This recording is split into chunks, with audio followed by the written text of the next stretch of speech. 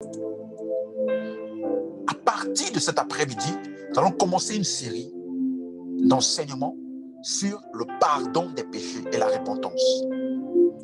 Ces deux concepts-là ont été très déformés dans l'Église. Si tu es une de ces personnes qui a été malmenée, chaque fois que tu pêches, tu te sens condamné. Tu penses que tu es indigne de la présence de Dieu. Chaque fois que tu t'approches de Dieu, le diable vient lancer des pensées dans ta tête pour te remettre tous les péchés que tu as eu à faire, les actes négatifs, les erreurs. J'aimerais t'annoncer, si tu suis cette série, je te garantis en toute humilité, tu ne vivras plus jamais ta vie chrétienne de la même manière. À toi qui m'écoutes cet après-midi, sois très attentif à ce qui va se passer. Sois très attentif à ce qui va être enseigné, parce que c'est un sujet pour transformer toute une vie. Toute une vie. Avant de commencer, là où tu es, est-ce que tu peux juste répéter ces paroles après moi? Nous allons prier. Afin que ce message, ce moment, soit vraiment dirigé par Dieu. Alléluia. Tu vas simplement répéter ces paroles avec moi. Tu mets la main sur le cœur et tu répètes après moi. Merci Seigneur pour la vie éternelle. Je suis ce que Dieu dit que je suis. J'ai ce que Dieu dit que j'ai. Je suis là où Dieu dit que je suis. La parole de Dieu est ma vie. La parole de Dieu a l'autorité finale sur ma vie. La parole de Dieu est la base de toutes mes convictions. Je pratique naturellement la parole de Dieu parce que j'ai la nature de Dieu. Cet après-midi, je reçois la connaissance et la révélation par le Saint-Esprit au travers de l'enseignement de la parole de Dieu. Je déclare sur ma vie que je ne serai plus jamais le même après cet enseignement. Au nom de Jésus-Christ. Amen. Si tu crois, dis-moi un amen. Donne-moi un bon amen et nous allons rentrer maintenant dans la parole. Amen.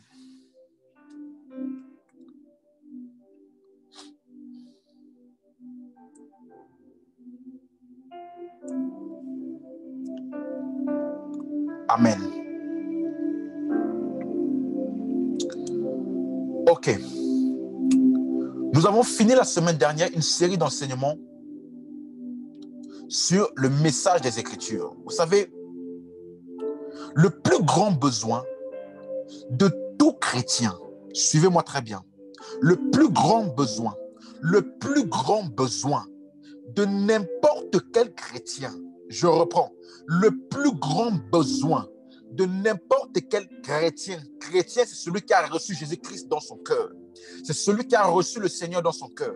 Si tu n'as pas encore reçu le Seigneur Jésus-Christ, j'aimerais t'annoncer que ce dont tu as besoin, plus que toute autre chose, c'est de recevoir le salut qui se trouve en Jésus-Christ. La Bible dit à tous ceux qui l'ont cru, il leur a donné le pouvoir de devenir enfants de Dieu. Si tu n'as pas encore Jésus-Christ dans ton cœur, tu n'es pas un enfant de Dieu, tu es simplement une créature. Et toutes les créatures de Dieu qui n'ont pas Jésus-Christ, ils sont morts. Ils sont morts parce que tous ont péché et ont été privés de la gloire de Dieu. Tant que tu n'as pas Jésus-Christ, parce que Jésus-Christ, il est la vie. La vie, ce n'est pas une chose. La vie, ce n'est pas un lieu. La vie éternelle, ce n'est pas une chose, ce n'est pas un lieu. La vie éternelle, c'est une personne. Jésus-Christ, il a dit, je suis le chemin, la vérité et la vie. Donc la vie, c'est une personne. Lorsque tu l'acceptes et tu le reçois dans ton cœur, cette personne-là, elle rentre et elle fait, et elle amène la vie en toi. Alléluia. La vie est une personne. Tant que tu n'as pas Jésus-Christ, tu es mort. Et si tu meurs physiquement, en étant mort spirituellement, tu iras en enfer. Si tu meurs physiquement, sans avoir reçu Jésus-Christ dans ton cœur, laisse-moi te dire, il n'y a aucun péché qui emmène quelqu'un en enfer. Aucun péché. La seule chose qui amène quelqu'un en enfer, c'est s'il n'a pas cru au Seigneur Jésus-Christ. Parce que la Bible dit, tous ceux qui croiront en lui ne viendront point en jugement, mais ils auront la vie éternelle. Mais à tous ceux qui ne l'ont pas cru, ils sont déjà jugés. Ou alors, ils sont déjà condamnés. Donc, le jugement éternel ou la condamnation éternelle est pour ceux qui n'ont pas reçu Jésus-Christ. Ton plus grand besoin actuellement, si tu n'as pas encore reçu Jésus-Christ, c'est de recevoir le salut. Recevoir le salut. Et le salut se trouve en une seule personne, Jésus-Christ. Peu m'importe si tu vas déjà à l'église, peu m'importe si tu connais la Bible, peu m'importe si tu as déjà eu à même connaître des versets, à même aller dans l'église, si tu as même déjà eu à prêcher à des personnes, cela ne m'importe peu. Le salut n'est pas dépendant de ce que tu fais, mais plutôt de celui en qui tu as cru. Est-ce que tu as cru au Seigneur Jésus-Christ? Là, tu as la vie. Alléluia. Mais maintenant, pour ceux qui ont reçu Jésus-Christ, suivez-moi très bien. Pour tous ceux qui ont reçu Jésus-Christ dans leur cœur, nous sommes des chrétiens. Le plus grand besoin de tous les chrétiens dans le monde entier, que tu sois pasteur, que tu sois un simple membre, que tu sois un nouveau converti, que tu sois un ancien converti, que tu sois un bishop, un évêque, quiconque que tu sois, le plus grand besoin de tout chrétien, ce n'est pas la richesse, ce ne sont pas les biens matériels, ce ne sont même pas les miracles ni les bénédictions. Ce n'est pas la délivrance dont tu as besoin. Laisse-moi t'annoncer cela. Si tu es un chrétien, tu as reçu Jésus-Christ, tu n'as pas un problème de foi. Tu n'as pas un problème de démon ou de diable. Tu n'as pas un problème de malédiction ou bien de lien ou bien d'hôtel satanique. Tu n'as aucun de ces problèmes. Si tu as reçu Jésus-Christ, ton problème numéro 1, ton besoin numéro 1, c'est la connaissance. C'est la connaissance de Jésus-Christ. Pas n'importe quelle connaissance, la connaissance révélée. La révélation. La connaissance qui vient de la révélation de Jésus-Christ. Cette connaissance-là est ce qui permet à tout chrétien de vivre une vie de domination incomparable, qui permet à tout chrétien d'être inébranlable, quelles que soient les circonstances. Il a dit dans sa parole, mon peuple périt par faute de connaissance. Le peuple de Dieu ne périt pas par faute de démons. Le peuple de Dieu ne périt pas par faute de foi. Le peuple de Dieu ne périt pas par faute de guérison. Le peuple de Dieu ne périt pas par faute de délivrance. Non, si on t'a dit ça, on t'a menti. Le plus grand besoin de tout chrétien, c'est la connaissance de Jésus-Christ. Parce que plus tu le connais, plus tu te connais toi-même. Je reprends, plus tu connais Jésus, plus tu te connais toi-même.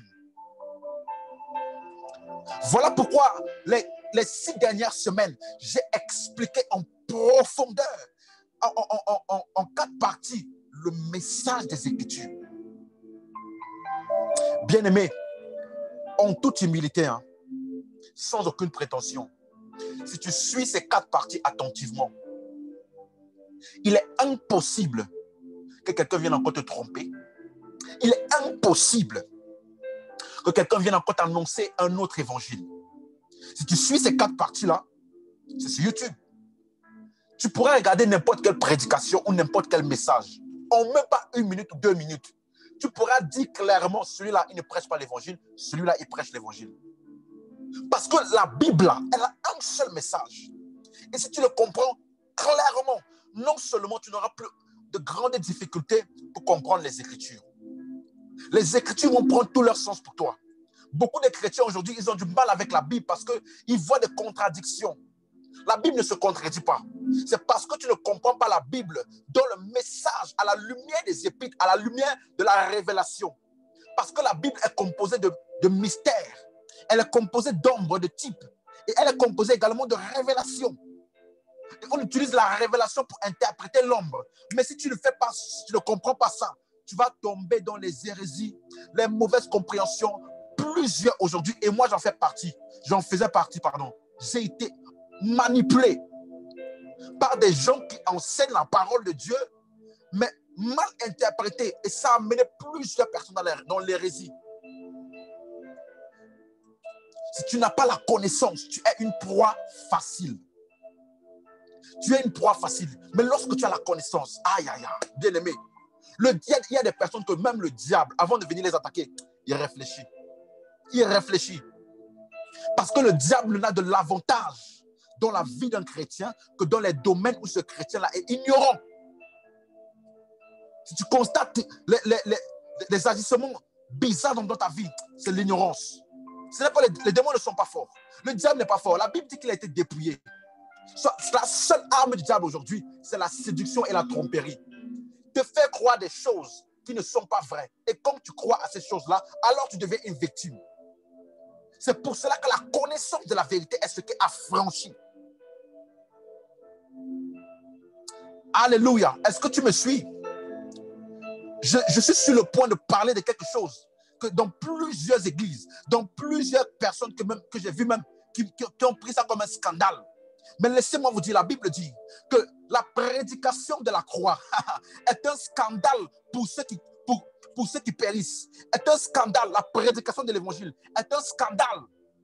Si tu as reçu un évangile qui ne t'a pas scandalisé au début, ce n'était pas l'évangile. Je reprends. Si l'évangile que tu as reçu au début là, ça ne t'a pas scandalisé, je doute que c'était l'évangile. Parce que la prédication de la foi, la prédication de la croix est un scandale. Mais pour nous qui croyons, c'est la puissance de Dieu. C'est la puissance de Dieu. Suis-moi très bien.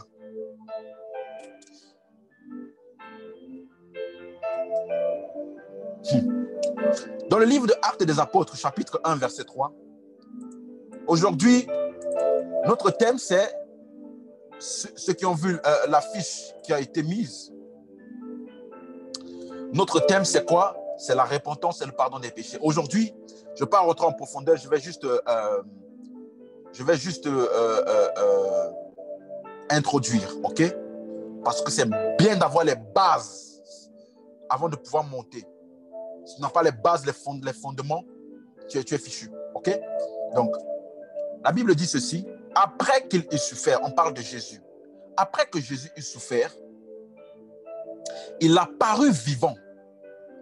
Donc, après sa résurrection, Jésus a apparu vivant et leur en donna plusieurs preuves, se montrant à eux pendant 40 jours et parlant des choses qui concernent le royaume de Dieu. Alléluia. Il parlait des choses concernant le royaume de Dieu. Et j'ai expliqué dans la série précédente que le royaume de Dieu, c'est une personne, c'est Jésus-Christ. Et lorsqu'il dit qu'il parlait du royaume de Dieu, il est en train de démystifier tous les mystères du royaume, c'est-à-dire dans toutes les écritures, de Genèse à Malachie. Il a pris toutes ces écritures-là et il leur a expliqué en détail tout ce qui le concernait. Tout ce qui concernait sa mort et sa résurrection. Et regardez, il a pris 40 jours. Jésus-Christ a fait un séminaire de 40 jours. Est-ce que vous vous rendez compte? Il a fait un séminaire de 40 jours. Plusieurs personnes aujourd'hui, lorsqu'on parle de la parole de Dieu, ils pensent que c'est quelque chose qu'il faut prendre de manière banale. Mais regardez, Jésus a pris 40 jours pour expliquer aux disciples qui allaient continuer l'œuvre après lui. Après qu'il allait monter aux cieux, eux, ils allaient continuer l'œuvre. Alors, il a pris le temps minutieusement de leur enseigner pendant 40 jours, non-stop, de lundi à dimanche, pendant 40 jours. Si c'était dans le temps d'aujourd'hui, plusieurs, ils allaient se plaindre. Ah non, nous, on n'a pas le temps. Ah non, nous, on est occupés. Ah non, nous, on a ceci. Laissez-moi vous dire, quand tu prends conscience que la connaissance de Jésus-Christ est importante, alors tu produis un investissement qui est proportionnel à l'importance que tu donnes à la connaissance. Alléluia. Lorsque tu comprends à quel point tu es vulnérable, lorsque tu es ignorant, je te garantis à coup sûr que tu produiras l'investissement qu'il faut pour recevoir la connaissance. Il n'y a aucun futur. Laissez-moi, c'est important de dire ce que je dis, même si ça peut être choquant, mais il n'y a aucun futur glorieux. Aucun futur glorieux pour un chrétien qui néglige la connaissance. Pour un chrétien qui est paresseux. Parce que même ceux qui font des études, par exemple, moi j'ai fait 5 ans d'études. Il y en a d'autres qui font 7 ans d'études de médecine, par exemple.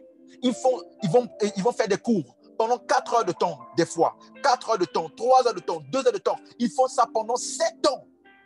Pourquoi? Pour acquérir assez de connaissances, pour pouvoir pratiquer maintenant dans ce domaine-là de manière sereine et de maîtriser son domaine.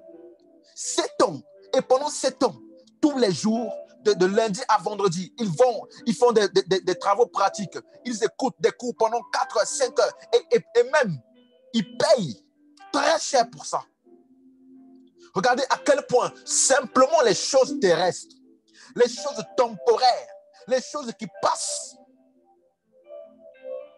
on investit autant de temps pour maîtriser ces choses. Mais lorsqu'il s'agit de la connaissance de Jésus-Christ, lorsqu'il s'agit des choses célestes, il s'agit des choses éternelles. Frère, il faut y mettre du sien. Ne prenons pas les choses de Dieu à la légère. Sinon, tu vivras une vie, je te garantis, de défaite et de victimisation. La connaissance est la plus grande acquisition d'un chrétien. Parce que Dieu veut que les hommes soient sauvés. Mais après qu'ils soient sauvés, il veut qu'ils parviennent à la connaissance. Parvenir à la connaissance veut dire que ça ne se fait pas du jour au lendemain. C'est un chemin qu'on prend afin de l'acquérir progressivement. Alléluia. Si tu es un chrétien qui néglige la connaissance, si tu es un chrétien qui néglige ces choses-là, est-ce que vous savez que nous aurons tous une récompense à la fin des temps? Est-ce que vous savez que nous paraîtrons devant le trône de la grâce, non pour être jugés, non, mais pour recevoir une récompense en fonction des œuvres qu'on a produites basées sur la connaissance de Christ. Toutes les œuvres que nous avons produites basées sur le Christ, qui ont pour fondation le Christ, toutes ces œuvres-là, nous obtiendrons une récompense. Et ce n'est pas la récompense comme de nos jours là, non, c'est une récompense éternelle, dans l'éternité. Alors comment pouvons-nous négliger les choses de l'éternité? Parce que tes œuvres sur la terre en tant que chrétien te permettront d'acquérir une récompense dans l'éternité. Mais comment pourras-tu pratiquer des œuvres que tu ne connais pas? Comment pourras-tu investir du temps et pratiquer des choses? Vous savez, j'ai expliqué une fois ce qu'on appelle le zèle sans connaissance. Ça, c'est ceux-là, ils sont zélés pour Dieu, mais comme ils n'ont pas la connaissance, ils produisent ce qu'on appelle des œuvres mortes. C'est-à-dire des œuvres de la chair, des œuvres, des efforts pour produire des choses qu'ils ont déjà en Christ. On appelle ça des œuvres mortes. C'est des œuvres qui n'ont aucun impact. C'est des œuvres qui n'ont aucun résultat. C'est des œuvres qui ne produiront aucune récompense pour toi. C'est pourquoi c'est bien d'être zélé, mais assure-toi d'avoir la connaissance. Alléluia. Dans Éphésiens chapitre 4, versets 11 à 13. Aujourd'hui, je pose les fondements. Si tu ne comprends pas ce que j'enseigne aujourd'hui, tu ne vas pas comprendre la suite. Tu ne vas pas comprendre pourquoi je vais souvent dire certaines choses. Tu ne vas pas comprendre pourquoi, malgré que tu as déjà entendu peut-être certaines choses, je vais dire le contraire souvent. Peut-être. Mais si tu n'as pas le fondement de ce que je dis aujourd'hui, tu seras perdu pour la suite. Alléluia. Donc, je prends le temps de poser les fondements tranquillement. Alléluia. Dans Éphésiens chapitre 11, verset 13, regardez. Jésus-Christ a enseigné pendant 40 jours. Après son ascension, il a envoyé l'Esprit qui était déversé. Et la Bible dit qu'il a donné les uns comme apôtres, les autres comme prophètes, les autres comme évangélistes, les autres comme pasteurs et docteurs. Pourquoi est-ce qu'il a fait ça? Pourquoi il y a certains qui sont pasteurs, prophètes, évangélistes, docteurs, apôtres? Pourquoi? Pourquoi il y a tout ça dans l'Église? Pourquoi? Il dit ceci, verset 12. Pour le perfectionnement des saints. Nous sommes déjà des saints en Christ. Il n'a pas dit pour le perfectionnement afin qu'ils deviennent des saints. Non. Pour le perfectionnement des saints, ils sont déjà saints. Mais ils ont besoin d'être perfectionnés par la connaissance. en vue de l'œuvre du ministère. Tu vois, on a tous un ministère sur la terre. On a tous une mission sur la terre. On a tous un but sur la terre. Mais pour pouvoir effectuer de manière efficace le ministère qui t'est confié par le Seigneur, tu as besoin d'être perfectionné. Tu as besoin d'être perfectionné. Et si tu n'es pas perfectionné, tu vas produire un ministère de la mort, de la condamnation comme Moïse.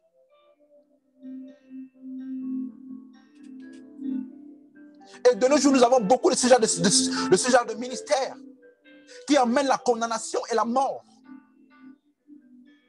Des ministères dans lesquels les personnes sont cloîtrées, enchaînées, emprisonnées. Ils n'ont pas la liberté. Or, la Bible dit que c'est pour la liberté que Christ nous a affranchis. Et la Bible dit que là où il y a l'esprit, il y a la liberté. Plusieurs sont mis sous la servitude parce que les ministères ne sont pas des ministères qui sont le produit du perfectionnement. C'est des ministères qui sont le produit des œuvres de la loi. Alléluia. Verset 13. Jusqu'à ce que nous soyons tous parvenus à l'unité de la foi et de la connaissance du Fils de Dieu. La mission de l'Église, la mission de tout rassemblement chrétien, c'est de communiquer la révélation de Jésus-Christ. Je reprends. La mission de tout rassemblement chrétien, quelconque qu'il soit, même s'il y a 2 personnes, même s'il y a 1000 personnes, tant que Christ n'est pas révélé, ce n'est pas l'Église. Ce n'est pas la mission de l'Église. C'est un lieu de spectacle. C'est un lieu d'amusement. Pour que ce soit une assemblée établie par le Seigneur, il faut que la révélation de Christ soit communiquée. Parce qu'il dit que les 5 ministères-là sont donnés pour le perfectionnement jusqu'à ce que nous soyons tous parvenus à l'unité de la foi et de la connaissance du Fils de Dieu.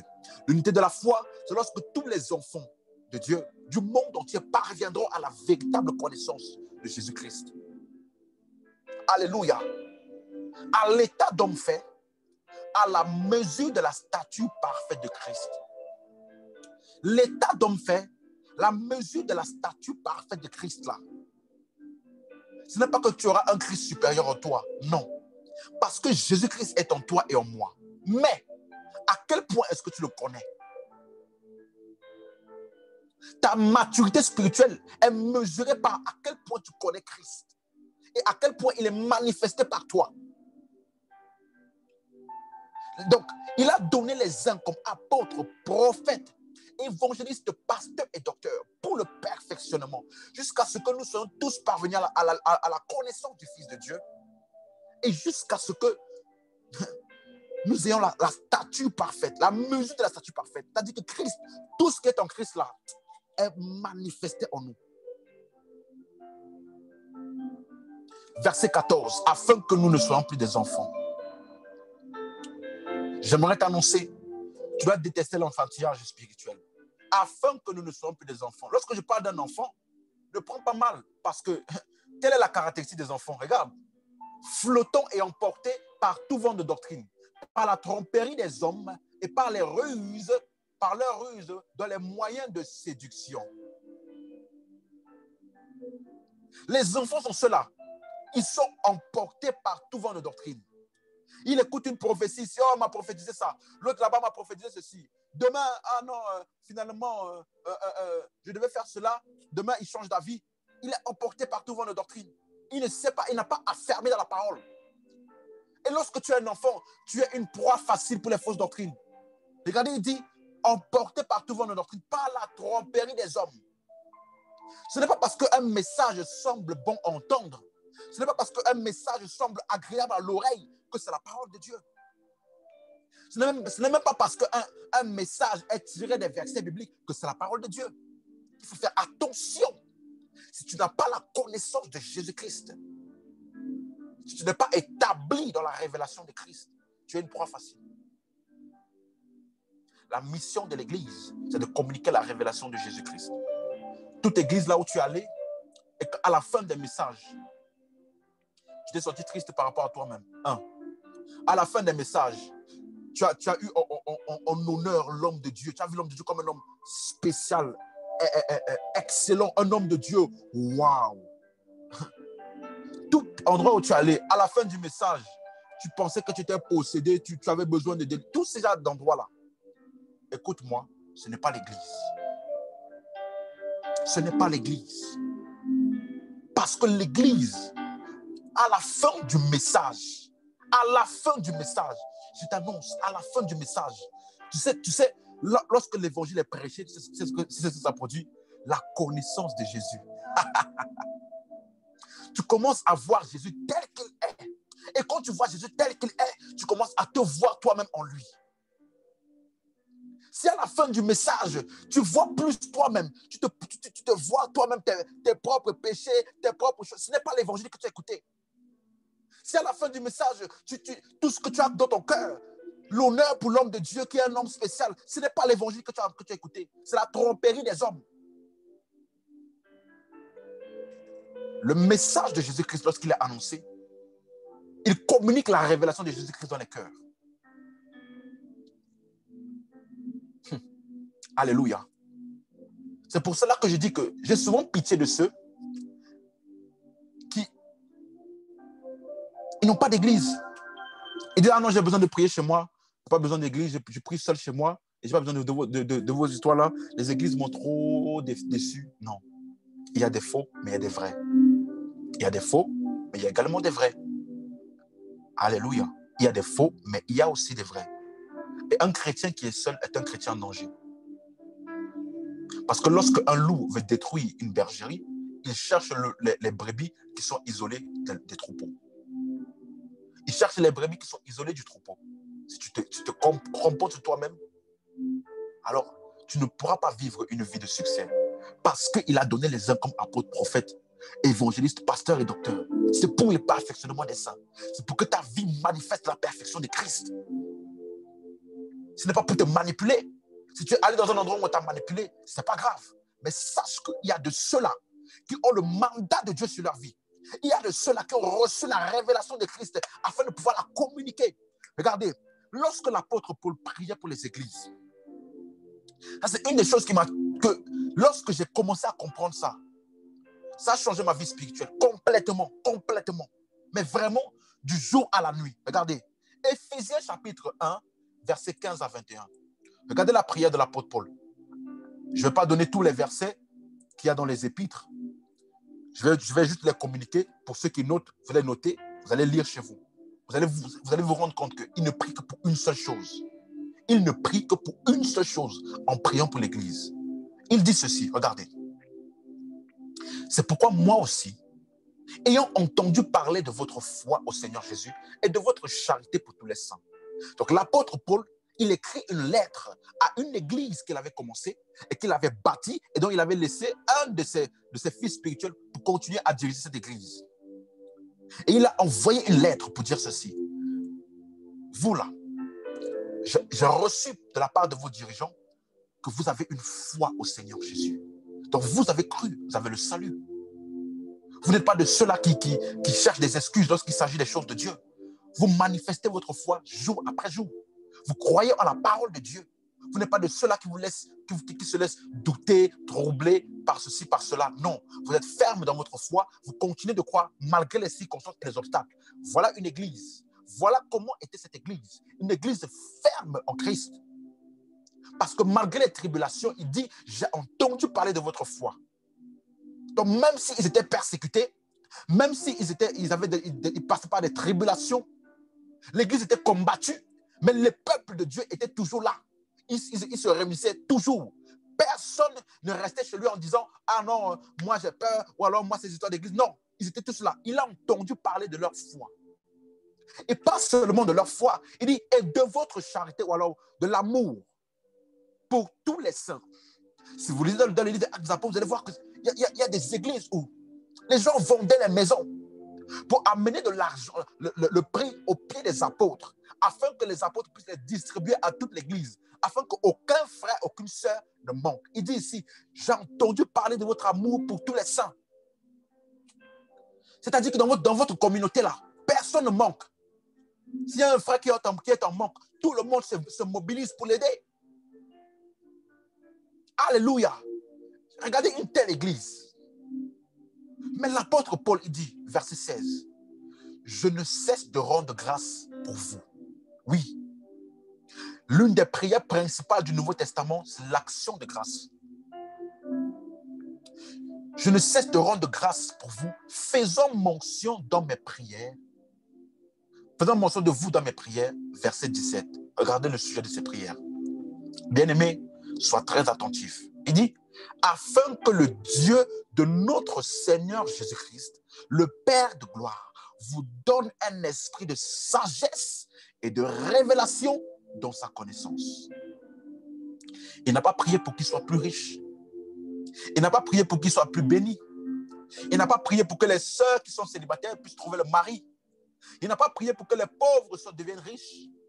Il n'a pas prié pour que tous les gens qui viennent avec des esprits qui soient délivrés. Non, il n'a prié pour aucune de ces choses. Le focus de ces prières, c'était quoi? Il faut que ces gens-là, qu'ils reçoivent un esprit de sagesse et de révélation ou dans la connaissance. Ce n'est pas une révélation dans les principes pour devenir riche. Non! Sagesse et révélation dans sa connaissance. Ça là, sa connaissance. Dans la connaissance de Dieu. Que Dieu vous donne un esprit de sagesse et de révélation dans sa connaissance, dans la connaissance de Dieu. Parce qu'ils avaient la foi et ils avaient l'amour. Mais rappelez-vous, la Bible dit, dans la fin des temps, la foi de plusieurs va déflétrir. Plusieurs abandonneront. L'amour de plusieurs sera refroidi. Donc, ce qui me garantit que ta foi et ton amour sera ferme dans le temps, c'est quoi? La connaissance. L'apôtre Paul, il n'a pas prié pour les biens matériels. Il a prié pour qu'ils aient la connaissance. Quelle connaissance? Regardez. Qu'il illumine les yeux de votre cœur afin que vous sachiez. Que Dieu illumine les yeux de votre cœur afin que vous sachiez, que vous soyez conscient, que vous connaissiez. Quoi? L'espérance qui s'attache à son appel. Il y a une espérance à son appel. Lorsque Dieu t'a appelé, il y a une espérance, il y a une récompense pour toi et moi. On n'a pas cru en vain. Ce n'est même pas pour cette terre. Il y a une espérance, mais si tu ne le sais pas, tu vas vivre comme quelqu'un. Voilà, la Bible dit que si notre espérance, là, c'est dans les choses de ce monde-là, nous sommes de tous les hommes les plus malheureux. L'apôtre Paul le dit dans l'épître à Timothée. Il y a une espérance éternelle. Il dit quelle est la richesse de la gloire de son héritage qu'il réserve aux saints, ou alors dans les saints. En toi et en moi, il y a un héritage. Donc, il ne prie pas pour que tu sois béni, il prie pour que tu prennes conscience des choses qui sont déjà en toi. Et quelle est envers nous qui croyons l'infinie grandeur de sa puissance, se manifestant avec efficacité par la vertu de sa force. Il a déployé en Christ en le ressuscitant entre les morts et en le faisant asseoir à sa droite dans les lieux célestes. Tu vois? Il ne prie pas pour que tu sois puissant parce que tu as déjà la puissance. Il prie pour que tu sois conscient de la puissance que tu as. Tu vois, le chrétien n'a pas un problème de puissance. Le chrétien n'a pas un problème de foi. Le chrétien n'a pas un problème d'amour. Il a un problème de connaissance. Parce que l'amour, l'onction, la puissance, la délivrance ne sera manifestée qu'en fonction de la connaissance que tu as. Voilà pourquoi l'apôtre Paul, il a prié pour la connaissance. Si tu me suis, toujours donne-moi l'amen. Une dernière prière de Paul. Pour ceux qui suivent et qui écrivent, vous allez lire Philippiens chapitre 1, versets 9 à 11. Vous allez lire également Colossiens chapitre 1, versets 9 à 11. Ok? Je ne vais pas le lire parce qu'on n'a pas le temps. Maintenant, Philémon. Wow. Philémon. Si tu as ta Bible, même si je mets le verset ici, prends ce verset-là et marque-le. C'est un des versets qui a transformé ma vie chrétienne. Philémon, chapitre 1, verset 4 à 6. Là, j'ai donné la version Louis II et en dessous, j'ai mis pour le verset 6 la version King James, qui est la version en anglais. Regardez ce qu'il dit. Je rends continuellement grâce à mon Dieu. C'est encore l'apôtre Paul qui prie pour Philémon. L'apôtre Paul prie pour son fils spirituel, Philémon. Regardez ce qu'il dit. Je rends continuellement grâce à mon Dieu. Je rends continuellement grâce à mon Dieu, faisant mention de toi dans mes prières. Parce que je suis informé de la foi que tu as au Seigneur Jésus et de ta charité pour tous les saints. Vous voyez, on revoit encore la même chose que nous avons vu dans Éphésiens tout à l'heure. L'apôtre Paul s'est rendu compte que son fils spirituel Philémon était un homme de foi, était un homme qui manifestait l'amour envers tous les saints. Alors, qu'est-ce qu'il a prié? Quel était le sujet de sa prière? Suis-moi. S'il y a une chose que tu dois retenir pour les fondements que nous mettons aujourd'hui, retiens ça que je vais dire maintenant. Il dit ceci. Verset 6. Je lui demande que ta participation à la foi soit efficace pour la cause de Christ, en faisant reconnaître en nous toute espèce de bien. Quand tu dis ça comme ça, tu ne vas pas comprendre. Regarde la version King James. Je prie donc pour que la communication de ta foi devienne efficace par la reconnaissance de toute bonne chose qui est en vous en Jésus-Christ. Ta foi là, elle est déjà en toi, mais elle ne produira pas de résultats si tu ne connais pas, si tu n'as pas la connaissance parfaite de toutes les choses qui sont déjà en toi en Christ Jésus. Je reprends. L'efficacité de ta foi. Bien-aimé, tu n'as pas un problème de foi. Souvent, quand les gens n'arrivent pas à avoir des miracles, ils sont malades, ils n'arrivent pas à avoir la guérison, ou obtenir quelque chose de Dieu, on leur dit, tu manques de foi, tu manques de foi. Mais ça, c'est le langage de l'Ancien Testament. Dans le Nouveau Testament, vous ne verrez nulle part vous manquez de foi. Nulle part, je dis bien nulle part que vous manquez de foi. Non. Vous verrez ce genre de passage. Ta foi là, elle est en toi. Tu as la foi parce que tu ne peux pas être un chrétien sans avoir eu la foi. Parce que comment recevoir le salut? Le salut, c'est par la foi en Jésus. Donc, lorsque tu as reçu l'évangile, la foi t'était communiquée. En même temps, une fois pour toutes, tu as déjà la foi. Mais ta foi, elle ne sera efficace qu'en fonction de la connaissance parfaite, totale, précise et exacte de toutes les bonnes choses qui sont déjà en toi, en Jésus-Christ. Parce que lorsque Jésus est venu en toi, il a ramené tout un héritage. En fonction de la connaissance que tu as de toutes ces bonnes choses en toi, ta foi deviendra de plus en plus efficace. Et regardez, il dit, toute bonne chose qui est en vous, en Jésus-Christ. Donc, en moi, en Jésus-Christ, là, il n'y a que les bonnes choses. Il n'y a pas de malédiction dedans. Parce que malédiction, ce n'est pas une bonne chose.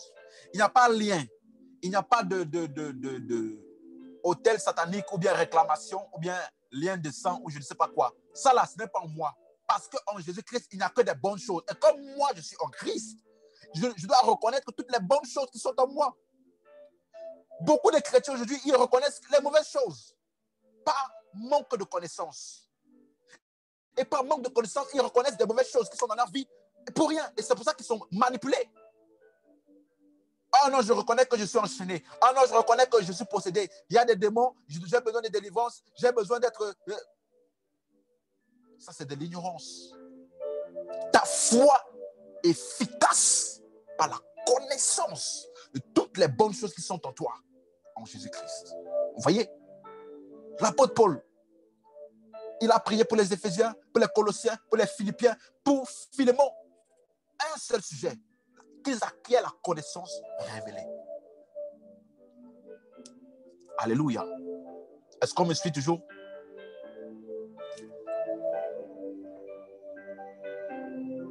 Alléluia. Alléluia. C'est pourquoi maintenant, dans Éphésiens, chapitre 3, versets 3 à 4. Aujourd'hui, nous plaçons les fondements. Soyez patients et suivez de manière progressive chaque fondement.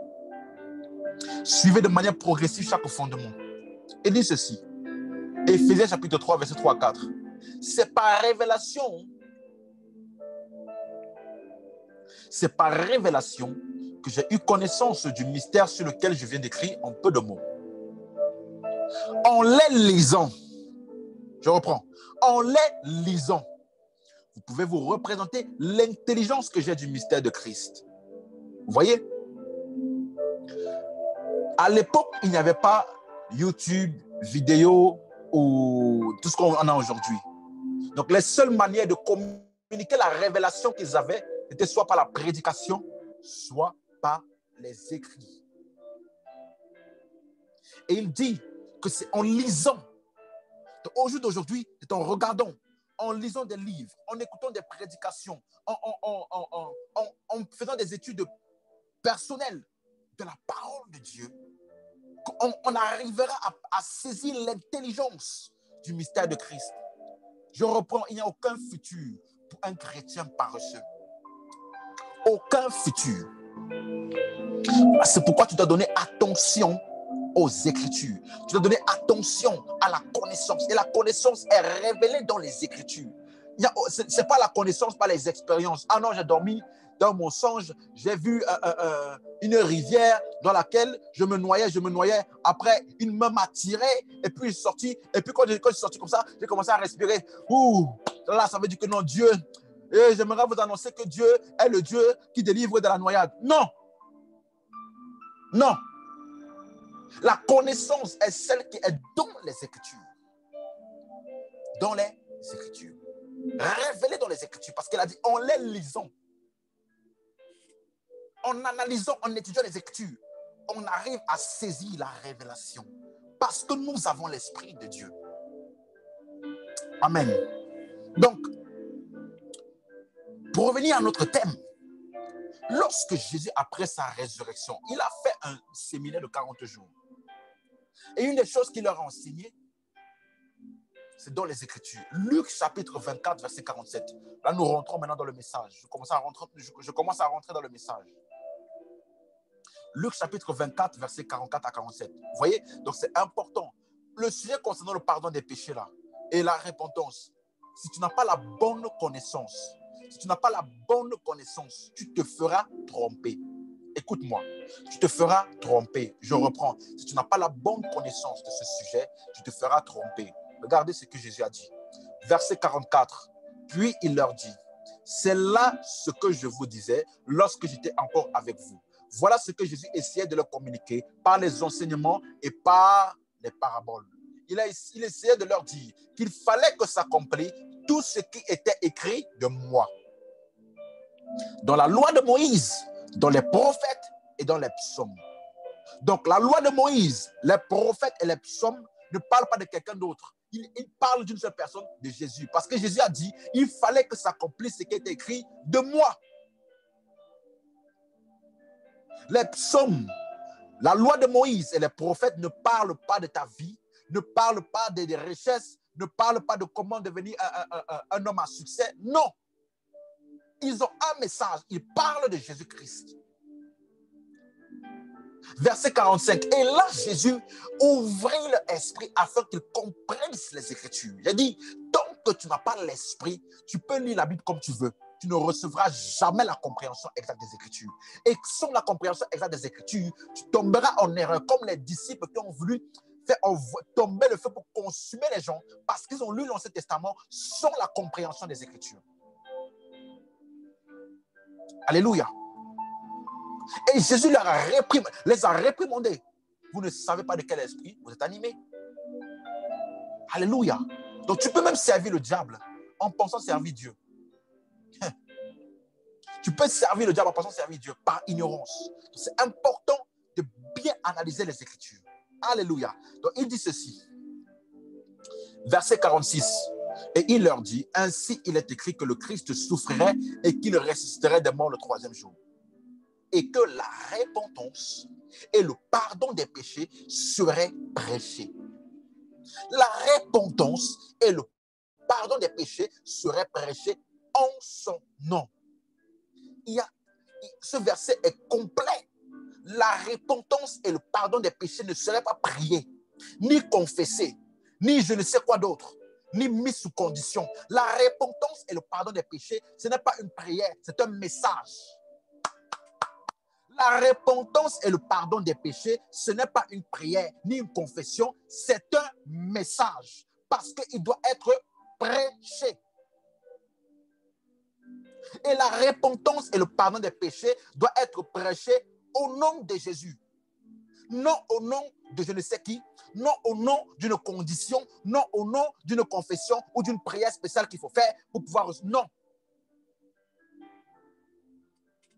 Au nom de Jésus. Alors, il faut comprendre pleinement ce sujet-là.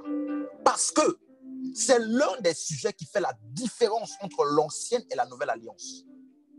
Si tu es un chrétien qui est sérieux et que tu veux avancer avec Dieu, il faut savoir que dans l'alliance dans laquelle nous sommes actuellement, la dispensation dans laquelle nous sommes actuellement, c'est la dispensation de la nouvelle alliance. Et si tu ne sais pas faire la différence entre l'ancienne alliance et la nouvelle alliance, tu es déjà un chrétien vaincu. Tu as déjà perdu d'avance tous tes combats. Tu as déjà perdu d'avance, quelle que soit ta vie. Tu vivras dans la condamnation et la victimisation, dans l'accusation, parce que la loi de Moïse, là, de l'Ancien Testament, est une loi de la mort. On appelle cela la loi du péché et de la mort. Et l'apôtre Paul dit que la loi de l'esprit de vie m'a affranchi de la loi du péché et de la mort. Donc, tant que tu es sur la loi de Moïse là, le péché et la mort sera ton partage. Même si tu as de bonnes intentions, même si tu essayes, même si tu fais tout ce que tu veux. C'est une loi dans laquelle le péché et la mort ont de la prééminence. Jusqu'à ce que tu commences à opérer avec la loi de l'esprit de vie, qui est où? En Jésus-Christ. Dans la nouvelle alliance. Tu ne vaincras jamais, tu ne vivras jamais la victoire sur le péché, tu ne vivras jamais la victoire sur les problèmes, tu ne vivras jamais la victoire sur les démons et toutes ces choses-là. Tu vivras encore comme quelqu'un qui est dans le judaïsme. Alléluia. Donc, regardez ce que la Bible dit.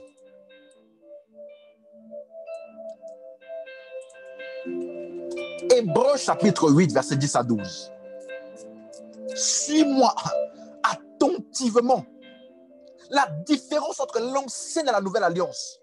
Un des aspects qui fait la démarcation, une des choses qui me garantit, moi, que tu vis bien sur la nouvelle alliance.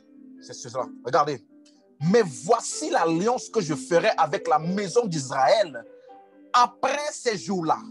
Après quel jour? Après les jours de la descente de l'Esprit. Après les jours de la mort et la résurrection de Jésus. Après ces jours-là. Voici l'alliance que je ferai avec eux. Quelle alliance? Quelles sont les caractéristiques de cette alliance-là? Regarde. Je mettrai mes lois dans leur esprit, je les écrirai dans leur cœur. En d'autres termes, dans la nouvelle alliance, nous avons la nature de Dieu. Nous n'essayons pas d'obéir. Nous n'essayons pas de faire les choses bien. Non, c'est déjà dans notre nature. Dans la nouvelle alliance, là, nous avons la nature de Dieu. Donc, automatiquement, nous produisons les œuvres de Dieu. Mais regardez quelque chose. Verset 11. Aucun n'enseignera plus à son concitoyen ou ni aucun son frère en disant connais le Seigneur, car tous me connaîtront depuis le plus petit jusqu'au plus grand d'entre eux. Parce que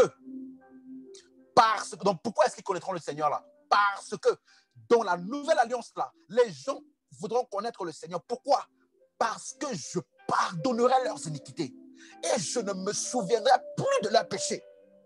Donc, si tu vis dans une alliance dans laquelle Dieu se souvient de tes péchés, Dieu, il est là, il te condamne pour tes péchés, laisse-moi te dire, tu n'es pas dans la bonne alliance.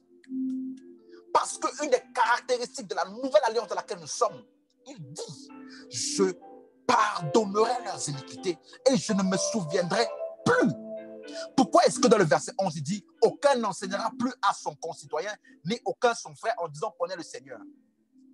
Pourquoi est-ce qu'il dit ça? Pourquoi est-ce qu'il dit dans le verset 12, aucun n'enseignera plus à son concitoyen, ni aucun son frère en disant qu'on est le Seigneur? Vous savez pourquoi il dit ça? Je vais vous dire.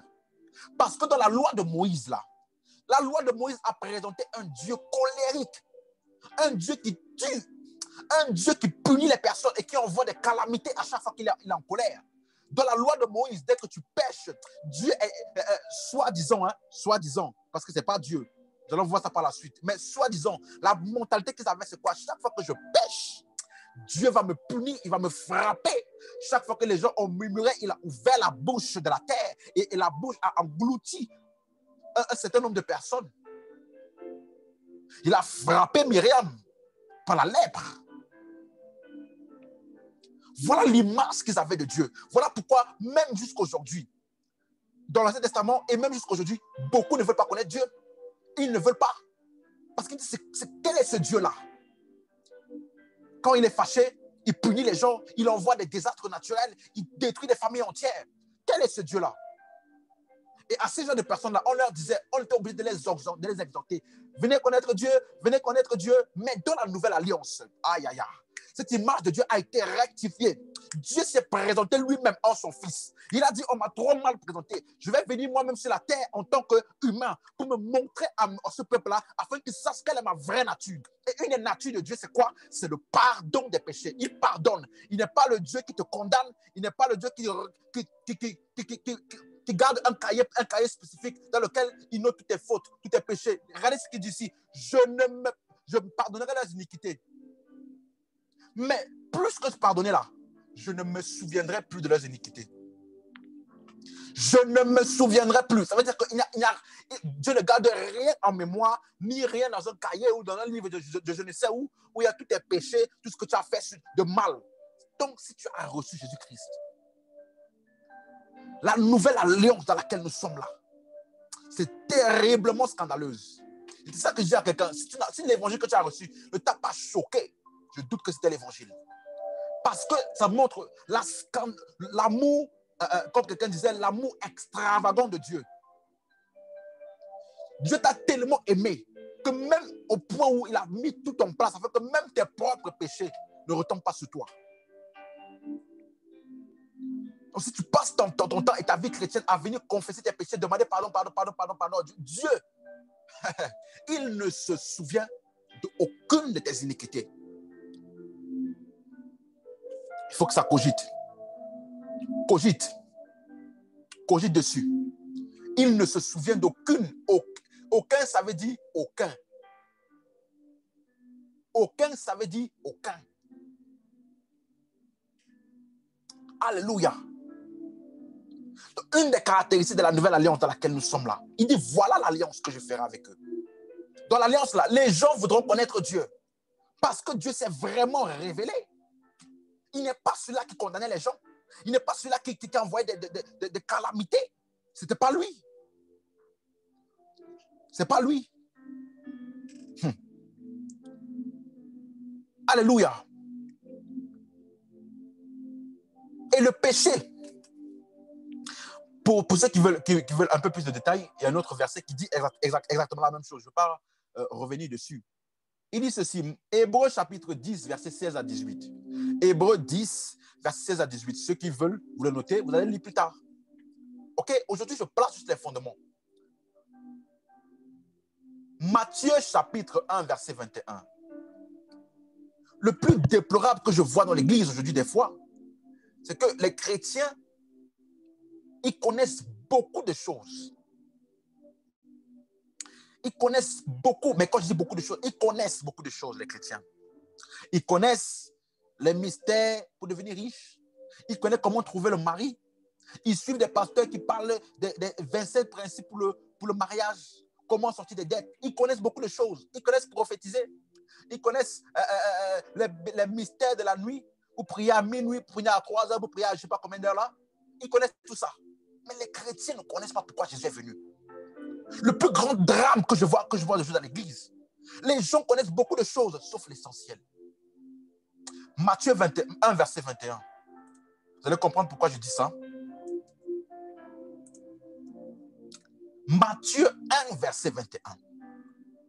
Voilà la prophétie qu'on a donnée à Marie concernant Jésus.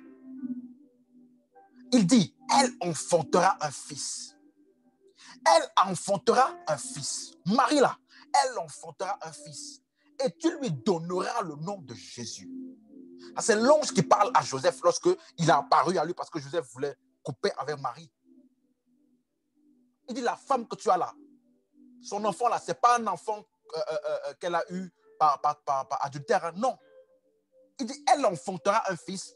Et toi, Joseph, tu donneras à ce fils-là le nom de Jésus. Pourquoi? Pourquoi est-ce que l'enfant-là est né? Pourquoi il est venu sur la terre? Pourquoi? Il dit, c'est lui qui sauvera son peuple de ses péchés. C'est lui qui sauvera son peuple de ses péchés. La raison même pour laquelle Jésus est venu là, c'est à cause de ton péché et mon péché.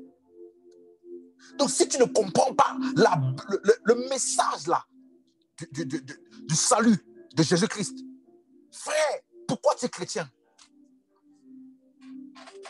Quel est le but? Pour quel but exactement tu es chrétien? Il a dit, c'est lui qui sauvera son peuple de ses péchés. Je te pose la question à toi et à moi. Je nous pose la question. Si tu es chrétien et tu ne sais même pas pourquoi le Dieu Jésus-Christ là, en qui tu as cru est venu, tu es chrétien, pourquoi? On connaît trop de choses à l'église aujourd'hui. Je vois plein de messages. Oh, comment manifester la puissance à une dimension, comment voir les anges, comment opérer avec le ministère des anges. Les bêtises comme ça, désolé du terme. Mais l'essentiel, on ne connaît pas. On ne connaît pas. Entre-temps, Jésus-Christ, c'est pour ça qu'il est venu. Tu penses que Jésus est venu pour que tu vois les anges? Élie, Moïse, tout ça, ils n'ont pas vu les anges. Est-ce qu'après avoir vu les anges, ils ont fait quelque chose? Ça a changé quoi la vie? Or, la Bible dit que eux là, ils investissaient, ils cherchaient, ils ont fait des études, des investigations pour chercher concernant la grâce qui nous était réservée à nous. Donc, eux-mêmes, ils soupiraient à avoir la grâce que nous avons aujourd'hui. Et nous qui avons cette grâce, nous tournons vers eux. Quelle misère! Quelle misère! Je vois des gens, oh non, Seigneur, permets-moi d'être comme David, avoir un homme selon ton cœur. Quoi? Est-ce que tu sais que David voulait être comme toi? Eh Dieu! Alléluia! Le message de l'évangile, la repentance et le pardon des péchés serait prêché. Il faut que ce soit prêché, enseigné, afin que le peuple de Dieu soit établi dans ça, afin que plus jamais le diable vienne à te condamner. Beaucoup de gens donnent souvent ce verset-là. Il n'y a plus aucune condamnation pour ceux qui sont en Jésus-Christ. Mais tu peux citer ce verset-là tant de fois que tu veux. Si tu n'as pas compris pourquoi il a dit ça, tu perds ton temps. Tu peux citer ça combien de fois que tu veux. Ce n'est pas les versets qui sauvent, hein. C'est la révélation concernant ces versets-là qui donne la vie. Alléluia. Je vais encore pousser un peu plus loin. 1 Corinthiens, chapitre 15. Est-ce que quelqu'un me suit? Est-ce que quelqu'un me suit? Je suis un peu cru aujourd'hui parce que il faut que nous grandissions en connaissance. Il faut que nous nous focalisions sur l'essentiel. Il faut que notre vie chrétienne, elle porte du fruit. Et le fruit que tu vas porter est seulement dépendant de la connaissance que tu as. Rien d'autre. Rien d'autre. Que personne ne te trouble, ne te mente. Ce que tu as besoin, c'est la connaissance. Et l'une des choses que je vais aborder dans la connaissance de Jésus-Christ, c'est concernant son œuvre, concernant quoi? Le pardon des péchés. Regardez 1 Corinthiens, chapitre 15, versets 14 à 17. Si tu me suis, donne-moi un amen là, afin que je sache que tu me suis bien. Parce que là, je suis en train d'atterrir vers la fin.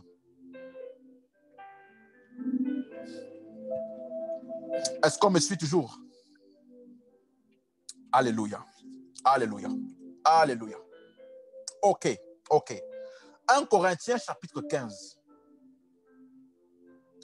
Écoute ça. Lis un peu ça. Oh, Jésus-Christ.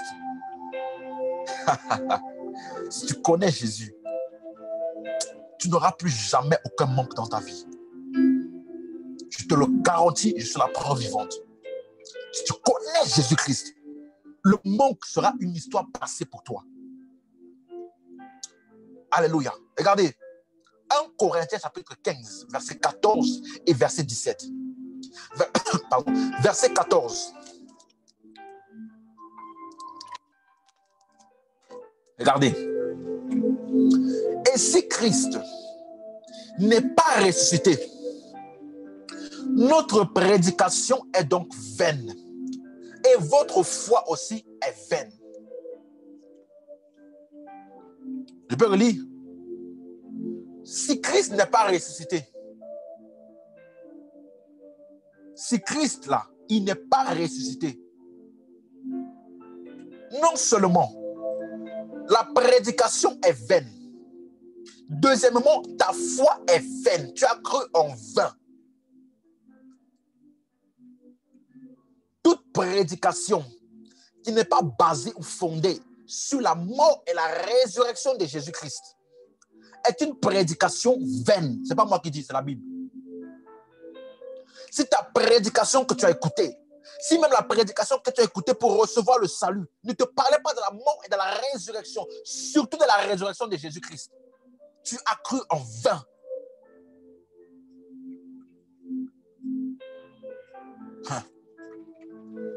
Toute prédication qui n'est pas basée sur la résurrection de Jésus-Christ est une prédication en vain. En vain. En vain. Peu importe si l'homme qui a prêché ça est un homme connu de tout le monde entier, qui a des millions de personnes qui le suivent, on s'en fiche. La prédication qui n'est pas basée sur la résurrection de Jésus. C'est-à-dire que lorsque on finit de prêcher là, tu as une compréhension meilleure, tu as une compréhension plus poussée de l'œuvre de Jésus-Christ à la croix. Laisse-moi te dire, cette prédication-là, jette à la poubelle. Je pèse mes mots, jette ça à la poubelle. Parce que ça ne t'amènera que dans la condamnation et les œuvres mortes. Alléluia. Verset 17 maintenant. Regardez ce qu'il dit. Et si Christ n'est pas ressuscité, votre foi est vaine et vous êtes encore dans vos péchés. Si Christ n'est pas ressuscité, tu es encore dans ton péché. Mais si Christ est ressuscité et que j'ai cru en lui, je suis où? Si Christ n'est pas ressuscité, je suis encore dans mes péchés. Alléluia. Mais si Christ est ressuscité et que j'ai cru en lui, où est-ce que je suis? Je ne suis plus dans mes péchés. Je vis plus dans la conscience du péché. Le péché n'est plus un problème pour moi. Je n'ai plus aucun lien avec ça. Allons seulement. Jésus-Christ est venu, il est mort et il est ressuscité. Pour ton péché. Mais si tu vis encore comme quelqu'un qui n'a pas compris ce message-là, tu vivras dans la condamnation. Tu rendras l'œuvre de Jésus-Christ vaine. Tu auras une crue en vain. Donc, c'est pour cela que je dis que ce message-là est un message primordial pour n'importe quel chrétien. Si tu connais quelqu'un qui a besoin de connaître Dieu, qui va avoir une vraie relation avec Dieu, peu importe là où il va comme église, s'il continue de vivre comme quelqu'un qui n'a pas reçu Dieu, invite-le. Invite-le à cette série-là. Moi, personnellement, le jour où j'ai commencé à comprendre ça, ma vie, elle a été chamboulée de la nuit au jour. Complètement. Parce que la raison pour laquelle Jésus est venu même, c'est pour les péchés. Mais les gens continuent à considérer cette histoire de péché-là comme quelque chose. Vous savez, Dieu n'aime pas le péché. On pêche, on doit faire comme ci, on doit faire comme ça. Ils n'ont aucune connaissance. La connaissance et les convictions qu'ils ont concernant le péché, le pardon des péchés, la repentance, la rémission des péchés, tout ce qu'ils ont comme ce genre de connaissances-là, c'est seulement les connaissances de on m'a dit, on m'a dit ceci, on m'a dit cela, moi j'ai grandi, on m'a dit que Dieu n'aime pas ci, Dieu n'aime pas ça. Aucune connaissance affermie dans la vérité des Écritures. Comment est-ce que tu veux vivre dans la victoire? Ce n'est pas possible. Ce n'est pas possible. Voilà pourquoi on va étudier en profondeur. Alléluia. Mais je vais rentrer maintenant en profondeur dans le sujet à partir de la semaine prochaine. Mais déjà pour cette semaine, j'ai expliqué la semaine dernière que lorsqu'on parle des Écritures, on parle de l'Ancien Testament. OK? La Bible dit dans Luc, chapitre 24, versets 44 à 45, que nous avons lu tout à l'heure. Il y a d'autres versets. Pour ceux qui veulent tous les versets concernant cette histoire de les Écritures, ce n'est pas toute la Bible. Allez dans les vidéos sur YouTube. Il y a tout là-bas. Il y a tout ce dont vous avez besoin. OK? Donc là, je vais juste donner un seul verset pour expliquer que les Écritures, là, ce n'est pas toute la Bible. Hein. Lorsque vous lisez dans les Écritures, les Écritures. Lorsque vous lisez dans la Bible, les Écritures. Ce n'est pas toute la Bible. Alléluia. Lorsque vous lisez toutes les Écritures lorsque vous lisez, c'est écrit quelque part, toutes les Écritures, on ne parle pas de toute la Bible. On parle seulement de l'Ancien Testament, des livres de l'Ancien Testament, donc de Genèse à Malachie. De Genèse à Malachie. OK? Donc, il dit dans Luc, chapitre 24, versets 44 à 45. Regardez ce qu'il dit. Il dit ceci. Puis il leur dit, Jésus leur dit, c'est là ce que je vous disais lorsque j'étais encore avec vous, qu'il fallait que s'accomplisse tout ce qui est écrit de moi dans la loi de Moïse, dans les prophètes et dans les psaumes. Et il ouvrit leur esprit afin qu'ils comprennent les Écritures. Donc les Écritures, la loi de Moïse, les psaumes et les prophètes. OK? Donc lorsqu'on parle des Écritures, on parle de Genèse jusqu'à Malachie. Ensuite, les 4 évangiles, ce n'est pas le Nouveau Testament.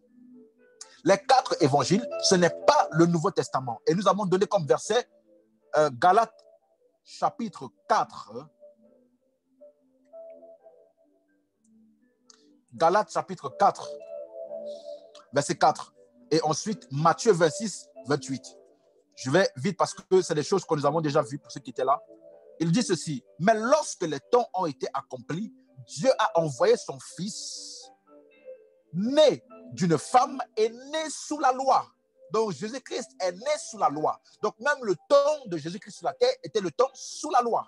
Dans Matthieu chapitre 26 à 28, il dit car ceci est mon sang. Le sang du Nouveau Testament qui est répandu pour plusieurs en rémission des péchés. Ah Jésus. Tant que le sang n'est pas répandu, il n'y a pas de Nouveau Testament. Donc le Nouveau Testament là, ça commence à partir de Actes des Apôtres. Matthieu, Marc, Luc et Jean, ce n'est pas le Nouveau Testament.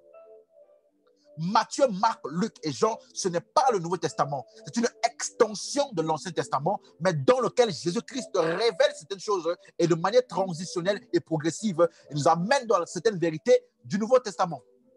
Mais le régime sur lequel il opérait était un régime sur la loi. C'est pourquoi je dis qu'il fait attention à certains enseignements que vous lisez dans les évangiles, parce que Jésus-Christ a enseigné souvent plusieurs fois aux gens qui étaient soumis à la loi de Moïse. Donc la seule manière pour qu'ils puissent le parler, c'était justement des enseignements qui concordaient avec la loi de Moïse.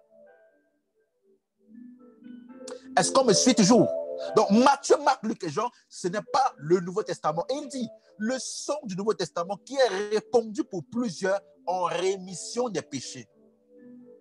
Les gens connaissent le sang de Jésus. Oh, que le sang de Jésus me couvre. Que le sang de Jésus-Christ protège ma famille. Ça, c'est des bêtises. Vous ne verrez dans la Nouvelle Alliance aucun lien entre le sang et la protection. Si tu trouves, envoie-moi le verset. On va discuter. Il est temps de recadrer les choses. Le sang de Jésus-Christ, là, ce n'est pas un liquide. Hein. La raison pour laquelle beaucoup de prient, oh, je me plonge dans le sang, parce qu'ils pensent que le sang de Jésus-Christ, c'est un liquide. Ça, c'est un autre sujet encore pour une autre série d'enseignements. Comme tu comprends la vérité de la Nouvelle Alliance, ah, bien-aimé, tu ne peux pas être trompé et tu ne peux pas être malmené, emporté par tout vent de doctrine. Impossible. Je dis bien impossible. Le sang a été répandu une fois pour toutes. Pourquoi? Pour la rémission des péchés. Ça, c'est un verset, je vous donne un petit aperçu. Nous allons voir ça au cours de notre série d'enseignements. Donc, le Nouveau Testament commence à partir de Actes des Apôtres jusqu'à Révélation, jusqu'à Apocalypse. Alléluia. Et nous avons expliqué que le Nouveau Testament est ce qui permet d'expliquer l'Ancien Testament. Si tu lis l'Ancien Testament sans avoir la révélation et la compréhension du Nouveau Testament, tu tomberas en erreur. Je te garantis, tu tomberas en erreur. Pourquoi? Parce que les gens de l'Ancien Testament, ils n'ont eu parlé que dans la révélation de Christ sous forme de mystère, sous forme d'ombre, sous forme de promesses, de prophéties, de types, de symboles, mais jamais la réalité. Jamais la réalité. La réalité se trouve dans le Nouveau Testament parce que les gens de l'Ancien Testament, ils étaient spirituellement morts. Et la Bible dit que l'homme naturel ne peut pas connaître ou recevoir les choses de l'esprit. C'est pour cela que même à ses disciples, Jésus a dit, j'ai encore beaucoup de choses à vous dire, mais vous ne pouvez pas le porter. Mais lorsque l'esprit de vérité viendra, il vous conduira de toute la vérité. Donc, qu'est-ce qu'il disait? Eux là, ils ne pouvaient pas le porter parce qu'ils n'avaient pas encore quoi? L'esprit de vérité. Donc, tous ces gens-là, de Genèse jusqu'à Jean, Matthieu, Marc, Luc et Jean, aucune de ces personnes n'était spirituellement vivante. Donc, ils ne pouvaient pas recevoir les choses de l'esprit. Donc, la seule manière de comprendre le langage, c'est de regarder la réalité, de regarder la chose réelle. Et ce n'est que lorsque tu vois la chose réellement telle qu'elle est, que lorsque tu regarderas maintenant son ombre, tu comprendras exactement de quoi ça parlait. Mais si tu regardes une ombre sans avoir préalablement regardé la réalité, ce qui va se passer, tu peux déduire des mauvaises choses parce que dans l'ombre, il n'y a pas de détails. Dans l'ombre, rien n'est précis. Dans l'ombre, c'est juste des aperçus. Et tu peux mal déduire les choses parce que tu as regardé l'ombre sans regarder la réalité. Donc, la nouvelle alliance, le Nouveau Testament, est l'explication, l'interprétation parfaite de la nouvelle alliance. Les épîtres de Paul et autres là, dans les épîtres de Paul, il n'a pas eu de révélation particulière. Hein. Laissez-moi vous annoncer ça. L'apôtre Paul a seulement pris l'Ancien Testament, il a décortiqué et il a sorti la révélation de Christ qui était dans chaque livre et il a exposé à l'Église. Donc, pour bien comprendre l'Ancien Testament, il faut bien comprendre le Nouveau Testament. Si tu ne comprends pas bien le Nouveau Testament, tu perds ton temps en essayant de comprendre l'Ancien Testament.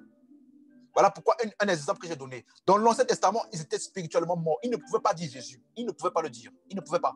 Parce qu'ils ne sauraient le porter, cette révélation. Alors, ils ont dit comment Moïse a essayé de dire Jésus. Il a dit Jésus sous forme de quoi? Serpent d'airain. Il ne pouvait pas dire Jésus. Il a dit serpent d'airain. Afin que tout le peuple de Dieu qui était piqué et mordu par des serpents, lorsqu'ils regarderont au serpent d'airain, ils seront sauvés. Peu importe, il n'a pas dit qu'ils vont prier. Il n'a pas dit qu'ils vont changer leur vie, changer leurs attitudes. Donc, ils ont juste à regarder. Dès qu'ils regardent le serpent d'airain là, ils sont complètement guéris. Et la Bible dit que de la même manière que le serpent d'airain a été élevé dans le désert, il faut que le Fils de Dieu, Jésus-Christ, soit élevé afin que quiconque croit en lui ne périsse pas, mais ait la vie éternelle. J'aimerais t'annoncer, si tu as Jésus-Christ dans ta vie, tu as la vie éternelle et c'est éternel. Ce n'est pas une vie temporaire, ce n'est pas une vie que tu as seulement lorsque tu pêches ou lorsque tu ne pêches pas. Non, c'est une vie éternelle. Tu ne perdras pas. Moïse a essayé de dire Jésus. Abraham a essayé de dire Jésus. Noé a essayé de dire Jésus. Il n'a pas pu dire Jésus, il a dit arche. Arche de Noé. Arche de Noé. Arche de Noé, là, c'était une représentation de Jésus-Christ sous forme d'un symbole encore, d'une ombre, d'un type qui parlait de Jésus-Christ. C'est-à-dire que tous ceux qui rentreront dans l'arche de Noé, ils vont fuir du déluge. Ils vont échapper, être délivrés, être sauvés du déluge. Qui est une représentation de la fin des temps, lorsque tous ceux qui ont cru en Jésus-Christ ne périront pas, mais auront la vie éternelle. Pourquoi? Parce que l'arche, c'est ceux qui sont en Christ. Ceux qui sont dans l'arche sont ceux qui sont en Christ. On n'a pas dit qu'ils ne font pas de mauvaises actions. On n'a pas dit qu'ils sont parfaits. Non, la seule chose, c'est dès qu'ils sont en Christ, là, ils sont sauvés du déluge. Point final. Alléluia. Donc, les Écritures de Genèse à Malachie parlent de Jésus. Mais tu ne peux pas comprendre si tu ne lis pas le Nouveau Testament. Impossible. Mais aujourd'hui, je vais annoncer quelque chose qui peut troubler. Parce que j'ai dit tout ce que j'ai dit là pour arriver à ce point. Genèse là, ce n'est pas l'Ancien Testament.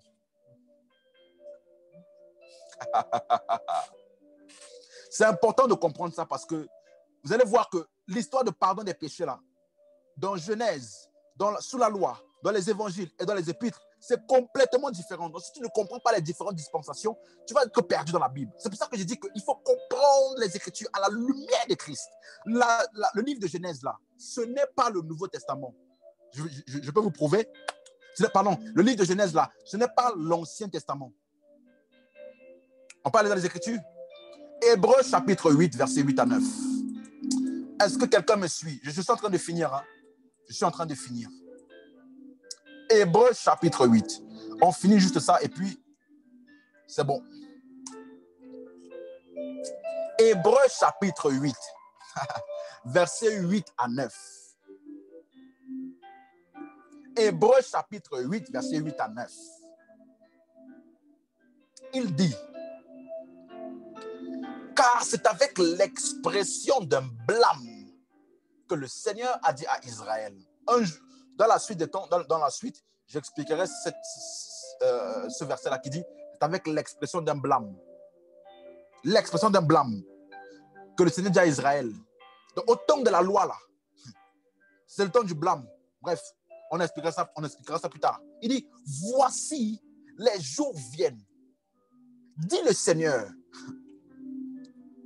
où je ferai avec la maison d'Israël, la maison de Juda, une alliance nouvelle. Il annonce qu'il fera une nouvelle alliance. Verset 9. Non comme l'alliance que je traitais avec leur père, le jour où je les ai saisis par la main pour les faire sortir du pays d'Égypte. Donc l'ancienne alliance a commencé le jour où Dieu a pris le peuple d'Israël par la main et les a sortis du peuple d'Égypte. Ça c'est quoi? Exode. Exode. Exode. Genèse, ce n'est pas l'Ancien Testament. Parce qu'il dit, c'est par l'expression d'un blâme que le Seigneur dit à Israël. Voici les jours viennent, dit le Seigneur, où je ferai avec la maison d'Israël, la maison de Juda, une alliance nouvelle. Une alliance nouvelle. Donc la nouvelle alliance que Dieu fera est différente de l'alliance que Dieu a traitée avec le Père. Le jour, cette alliance a commencé le jour où Dieu les saisit par la main pour les faire sortir du pays d'Égypte. Donc l'ancienne alliance, ou alors l'Ancien Testament commence à partir de Exode. Exode. Donc l'Ancien Testament, c'est de Exode jusqu'à Malachie. Les Écritures, c'est de Genèse jusqu'à Malachie. Donc, lorsque vous voyez les Écritures, Genèse jusqu'à Malachie. Mais lorsqu'on dit l'Ancien Testament, ou alors le temps de la loi, c'est de Exode jusqu'à Malachie. Parce qu'en Genèse, il n'y a pas la loi. Il n'y avait pas la loi. La loi est venue par Moïse, la Bible dit. Donc, le temps de Genèse là, c'est quoi exactement? Matthieu chapitre 19. Matthieu chapitre 19. Là maintenant, les choses sérieuses commencent. Les choses intéressantes commencent. Matthieu chapitre 19, verset 3 à 8. Ça, c'est un verset que beaucoup de gens ils connaissent. Ils ont déjà souvent utilisé ce verset pour dire des bêtises. Mais on va décortiquer ça. On va décortiquer ce verset. Il dit ceci. Jésus-Christ, les pharisiens l'abordèrent et dirent pour l'éprouver. Est-il permis à une femme à un homme de répudier sa femme pour un motif quelconque? Les pharisiens sont venus vers Jésus pour dire à Jésus, mais Jésus, en fait, nous dans la loi là, de Moïse, vu qu'à chaque fois que tu viens ici, tu corriges Moïse. Tu dis, Moïse a dit ça, mais moi je vous dis ça. Il vous a été dit ceci, mais moi je vous dis ça. Alors ils sont partis vers Jésus pour essayer de l'éprouver encore, pour voir s'il va encore contredire Moïse. Regardez ce qu'il dit. Il répondit, n'avez-vous pas lu? Je te pose la question à toi qui m'écoutes. N'as-tu pas lu? Est-ce que tu vis seulement par les on-dit? Ou est-ce que tu as pris le temps souvent de lire par toi-même? Deuxième chose, Jésus leur a dit, n'avez-vous pas lu? Mais il parlait à qui? Aux pharisiens. Les pharisiens et les scribes, c'est les personnes qui maîtrisent les Écritures. Donc, il n'était pas en train de leur dire, est-ce que vous n'avez jamais vu écrit dans la Bible? Non.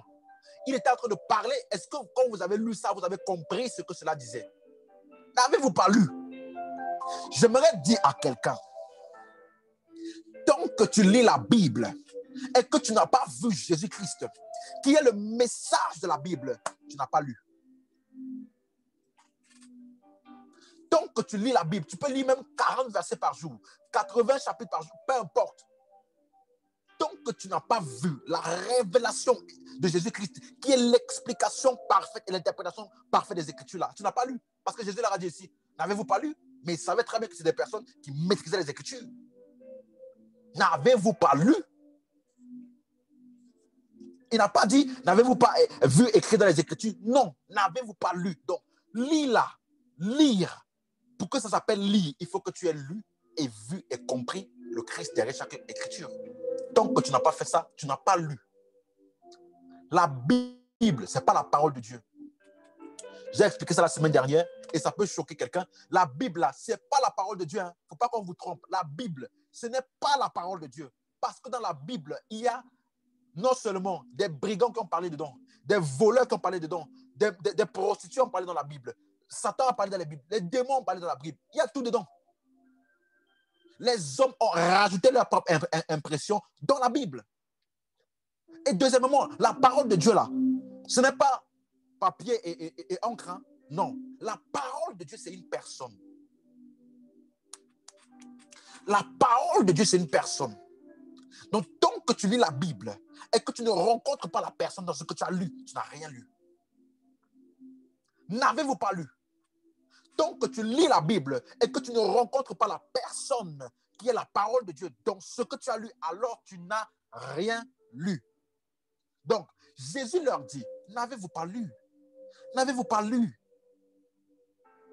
que le Créateur au commencement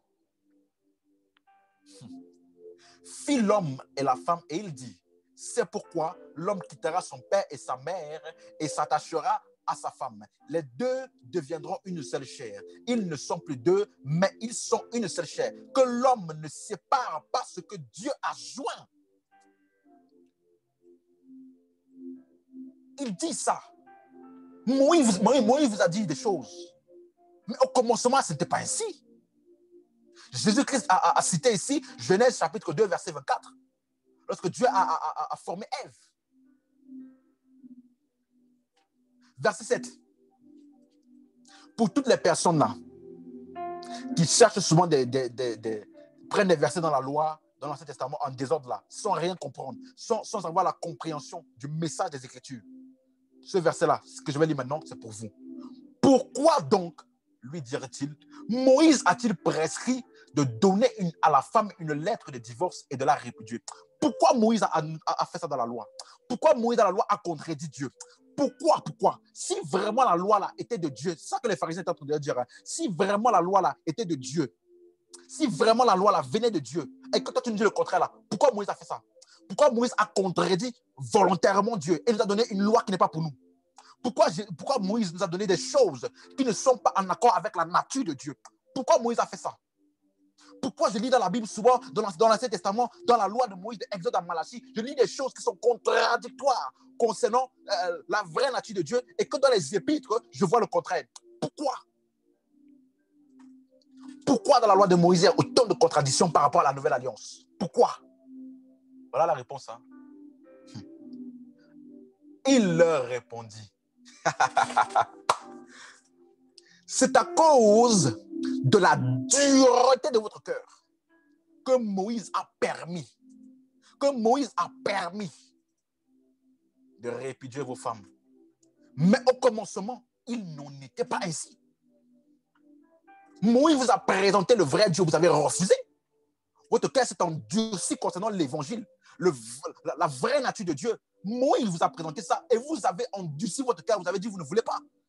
Vous voulez avoir votre propre loi, vous voulez faire les choses à votre propre manière. Alors Moïse vous a laissé. Donc, si tu lis la Bible sans comprendre ce qu'il vient de te dire là, tu vas lire des choses. Il est écrit ceci, Moïse a dit ceci, l'homme ne portera pas le pantalon de je ne sais pas quoi là, l'homme ne portera pas ce qui appartient à la femme, et la femme ne portera pas. Et aujourd'hui, vous voyez des doctrines bizarres. Ah non, les femmes ne peuvent pas porter de pantalon. Moïse, à cause de la dureté de votre cœur. Je lisais un passage de quelqu'un qui disait, ah non, vous savez, pourquoi David avait plusieurs femmes? Pourquoi Dieu a permis que David avait plusieurs femmes? Et que je ne sais pas quoi, je ne sais pas quoi. Alors, donc la polygamie, c'est de Dieu. Il a posé la question, est-ce que tu as fait ça dans la Nouvelle Alliance? Non. Moïse vous a permis. Parce que dans vos cœurs, vous avez déjà ce désir-là. Donc, il vous a laissé exprimer, vivre selon les pensées de votre cœur. Parce que quand il vous a présenté Dieu, vous avez refusé. Vous avez endurci vos cœurs. Donc, dans la loi de Moïse, il y a des commandements basés sur la dureté du cœur des gens. Mais nous qui sommes en Christ, nous n'avons pas le cœur endurci. Nous avons reçu Christ.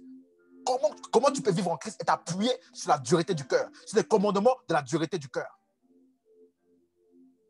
Et Jésus, c'est ça qu'il leur disait. Vous lisez la loi de Moïse, mais vous ne comprenez pas que la pensée de Dieu, la vraie pensée de Dieu, était celle qui était au commencement. Donc, c'est quoi Genèse? Genèse, c'est le commencement.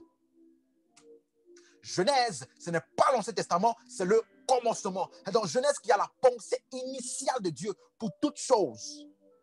Quel que soit le sujet que vous allez étudier, quel que soit le sujet que vous allez prendre en considération, regardez toujours d'abord la première mention de ce sujet dans Genèse pour voir quelle est la pensée initiale de Dieu de ce sujet. C'est pourquoi la Bible dit au commencement était la parole. La parole était Dieu et la parole était avec Dieu. Donc, qu'est-ce qu'il disait? Au commencement, là, c'est dans Genèse, au moment de la création. Donc, la parole, là, la parole, comme je dis, la parole de Dieu, ce n'est pas un livre, c'est une personne. Et le mot parole ici, quand il dit dans Jean chapitre 1, au commencement était la parole. La parole, là, c'est le logos. Logos, c'est quoi? C'est l'idée principale, la pensée principale, la motivation, l'intention, la pensée, la volonté parfaite de Dieu était dès le commencement, a toujours été Christ. Jésus-Christ a toujours été la pensée de Dieu. Et il dit dans le verset 14, Jean chapitre 1, et la parole a été faite chair. Donc, Jésus-Christ est la pensée de Dieu, l'idée de Dieu, le concept de Dieu, la volonté parfaite de Dieu, la nature parfaite de Dieu, l'image de Dieu visible, incarnée dans un corps. Tout ce que tu vois en Jésus est de Dieu. Tout ce que tu ne vois pas en Jésus n'est pas en Dieu. Alléluia. Donc, c'est pourquoi, dès la Genèse, même dès la création de l'homme, il y avait un arbre qu'on appelle l'arbre de vie. Et il dit dans Jean chapitre 1, verset 4, en elle était la vie. En elle était la vie. L'arbre de vie, là, c'était Jésus-Christ. Adam a refusé Jésus-Christ. Voilà pourquoi il est mort. Toi et moi, si nous refusons Jésus-Christ, nous sommes morts. Nous sommes morts. Les gens qui condamnent Adam, là, est-ce que tu es mieux? Aujourd'hui, on a le même choix que lui. Ceux qui croiront en lui auront la vie. Adam n'a pas eu la vie éternelle parce qu'il a refusé Jésus. Je termine avec ceci. Donc, le Genèse là, ce n'est pas l'Ancien Testament. Hein. Si tu ne comprends pas ça, tu vas lire Genèse, tu vas lire Exode et les autres, tu vas penser que c'est la même chose. Alors que tu vas avoir des contradictions dedans. Genèse, c'est le commencement. C'est là où Dieu a établi sa pensée initiale. Et regarde quelque chose. Oh my God. Est-ce que tu savais que Genèse, est-ce que tu savais que le Nouveau Testament est plus ancien que l'Ancien Testament? Est-ce que tu savais que le Nouveau Testament est plus ancien que l'Ancien Testament? Parce que l'Ancien Testament a commencé à Exode. Mais dans le Nouveau Testament, c'était le temps de l'Ancien Testament. Dans le livre de Genèse, c'était le Nouveau Testament qui avait commencé avant l'Ancien Testament. Le livre de Genèse, c'est le Nouveau Testament qui avait commencé et qui a été interrompu par l'Ancien Testament et qui a été continué dans le Nouveau Testament. Est-ce que tu me suis? Le livre de Genèse est un livre dans lequel Tu vas voir le Nouveau Testament dedans. Lisons. Lisons. Oh, alléluia. Galates chapitre 3, verset 17. Galates chapitre 3, verset 17.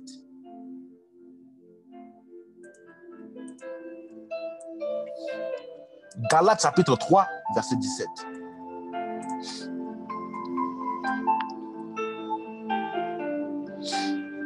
Il dit ceci. Je lis un peu la version Louis II, mais j'aime pas trop. Parce que souvent, la version Louis II, il ne saisit pas bien la traduction. Donc, je vais lire la version Louis II d'abord. Voici ce que j'entends. L'apôtre Paul, il explique. Une disposition que Dieu a confirmée antérieurement ne peut pas être annulée et ainsi la promesse rendue vaine par la loi qui est survenue 430 ans plus tard. Donc, il y avait une disposition antérieure qui avait déjà été confirmée par Dieu. Et la loi n'est venue que 430 ans plus tard. Ah. Verset 18. Car si l'héritage venait de la loi, il ne viendrait plus de la promesse. Or, c'est par la promesse que Dieu a fait à Abraham ce don de sa grâce. Pourquoi donc la loi? Elle a été donnée ensuite, à cause des transgressions, jusqu'à ce que vint la postérité à qui la promesse avait été faite. Elle a été promulguée par des anges au moyen d'un médiateur. Maintenant, suis-moi. La version Martin. Cette version est puissante. Version Martin. Je remets là. Que la version Martin. Regardez. Voici ce que je dis. C'est que quant à l'alliance, il y avait une alliance déjà qui avait été auparavant confirmée par Dieu en Christ. Je dis ceci, l'alliance nouvelle en Christ là, ce n'est pas un deuxième plan de Dieu ou une réponse de Dieu. Ça a toujours été le plan initial de Dieu dès la création. Et c'est ce qui s'est passé dans Genèse jusqu'à ce que la loi puisse intervenir. Sauf que dans le livre de Genèse, c'était une alliance sous forme de promesse. Alléluia. Regardez ce qu'il dit. L'alliance qui a été auparavant confirmée par Dieu en Christ. Auparavant confirmée par Dieu en Christ. Alléluia. Par Dieu en Christ. La loi qui est venue 430 ans après ne peut point l'annuler pour abolir quoi? La promesse. Donc le livre de Genèse, c'est la nouvelle alliance sous forme de promesse. Car si l'héritage est par la loi, il n'est point par la promesse. Or, Dieu l'a donné à Abraham par la promesse. Par la promesse. Donc, la nouvelle alliance était sous forme de promesse. Quelle promesse? D'abord, il a donné cette nouvelle alliance à Adam. Sous forme de promesse. Parler de Christ. La postérité de la femme. Qu'est-ce qu'elle fera?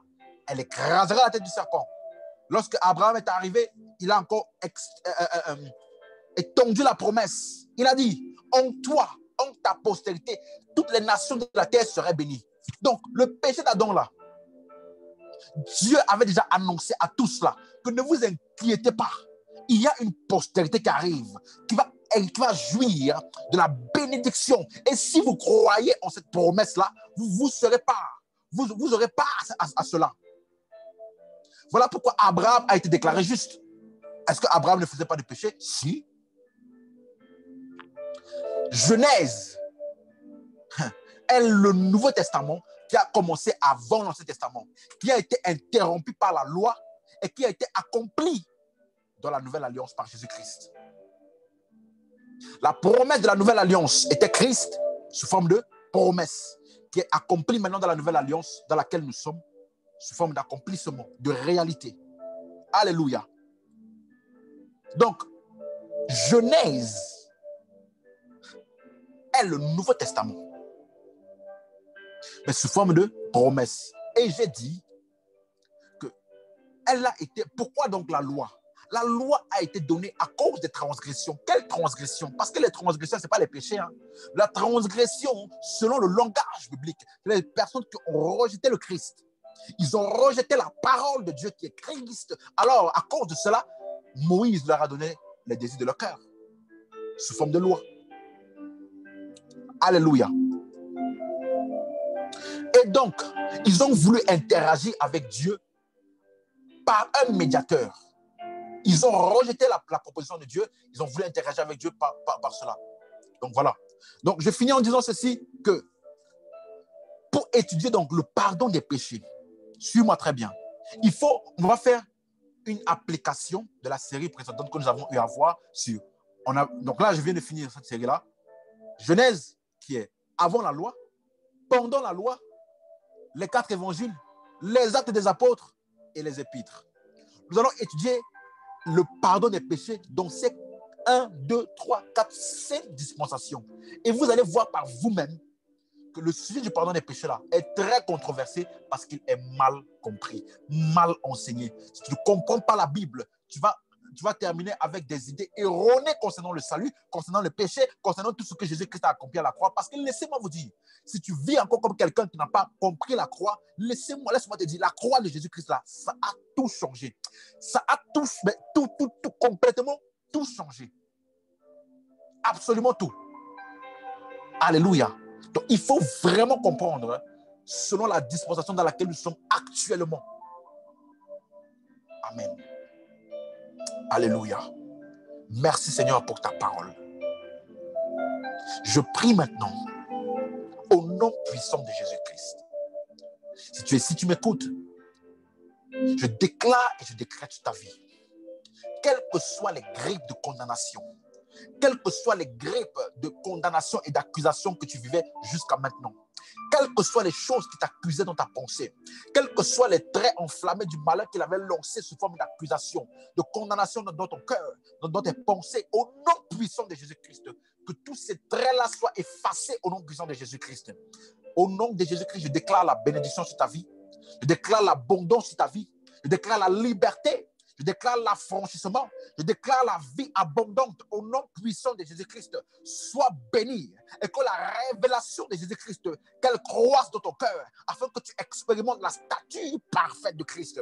Au nom puissant de Jésus-Christ, je déclare et je décrète que tout ce qui n'est pas le fruit de l'œuvre de la croix de Jésus-Christ dans ta vie, au nom puissant de Jésus-Christ, je déclare et je décrète que tout cela est ôté de ta vie au nom de Jésus-Christ. Si tu étais malade, sois guéri maintenant au nom puissant de Jésus-Christ.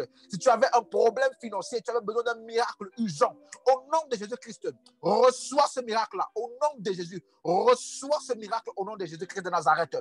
Au nom puissant de Jésus-Christ. Si tu avais un mal à la tête, si tu avais un mal ici à la tête, au nom de Jésus-Christ, mets la main sur la tête comme ça. Au nom de Jésus-Christ, je déclare ta guérison complète et totale au nom de Jésus. Si tu avais un mal sur le côté ici, tu t'es levé avec un mal sur le côté, je déclare et je déclare sur toi, reçois la guérison maintenant au nom de Jésus. Reçois la guérison maintenant au nom de Jésus-Christ. Sois abondamment béni. Abondamment béni. Je déclare une accélération dans tes finances, une accélération dans tes projets, une faveur incomparable. Rien ne pourra te résister. Que tout ce que les hommes voulaient faire contre toi, que Dieu change cela en bénédiction et en abondance. Au nom puissant de Jésus-Christ de Nazareth, que tous les projets que tu as, que tout ce que tu veux accomplir, que tout cela te soit accordé au nom de Jésus-Christ de Nazareth. Sois abondamment béni. Que la grâce et la faveur de Jésus-Christ t'accompagnent au nom de Jésus. Tu es gardé, tu es préservé. Aucun malheur ne pourra t'atteindre. Tu es gardé et protégé en Christ. Au nom de Jésus. Amen. Si tu crois en ces paroles qui ont été déclarées, donne-moi un Amen. Si tu dis Amen, tout cela s'accomplit dans ta vie au nom de Jésus. Amen.